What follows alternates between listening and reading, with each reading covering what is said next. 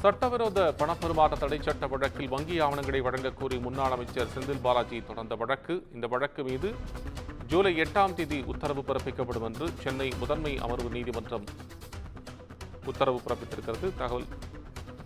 தகவல் வெளியாகி இருக்கக்கூடிய சூழ்நிலையில் விவரங்களை வழங்குவதற்காக செய்தியாளர் சுந்தரம் இணைப்பில் இருக்கிறார்.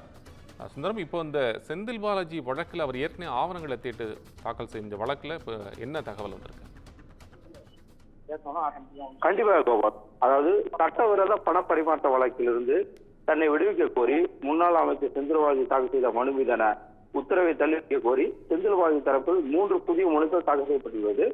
அதில் சிறப்பு நீதிமன்றத்தில் உள்ள போக்குவரத்து துறையில் வேலை வாங்கி தருவதாக கூறி மோசடி செய்ததாக தொடரப்பட்ட வழக்கின் விசாரணை முடியும் வரை அமலாக்கத்துறை வழக்கின் விசாரணையை தள்ளி வைக்க கோரிய மேல்முறையீட்டு மனு உயர்நீதிமன்றத்தில் நிலுவையில் உள்ளதாகவும், வங்கி ஆவணங்களை கோரி உயர்நீதிமன்றத்தில் மேல்முறையீடு செய்த உள்ளதாலும் அமலாக்கத்துறை வழக்கில் இருந்து விடுவிக்க கோரிய மனுவின் தீர்ப்பினை தள்ளி வைக்க வேண்டும் என கோரப்பட்டுள்ளது.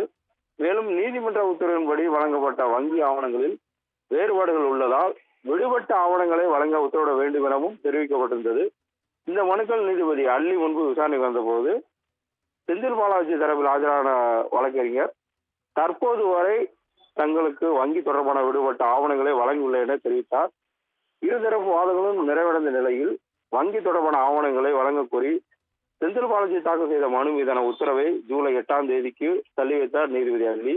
மேலும் அமலாக்கத்துறை வழக்கிலிருந்து விடுவிக்க கோரிய மனுவின் தீர்ப்பினை தள்ளி வைக்க கோரிய மனுவில் செந்தில் பாலாஜி தரப்பு வாதத்திற்காக விசாரணையை ஜூலை 8ஆம் தேதிக்கு தள்ளி வைத்துள்ளார் கோபால். உங்கள் விவரங்களுக்கு நன்றி சுந்தரம்.